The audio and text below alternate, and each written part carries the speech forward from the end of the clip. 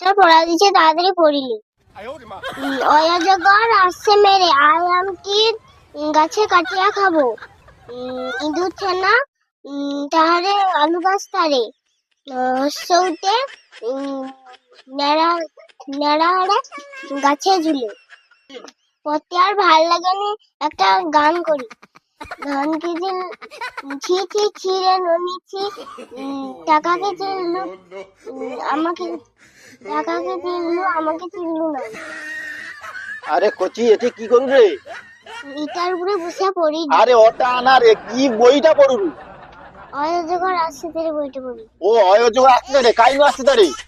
সেটি রাস্তার উপরে। রাস্তার উপরে আসছে রে। আর তারপরে আর কি বললু? আর আমি খাবো বলি।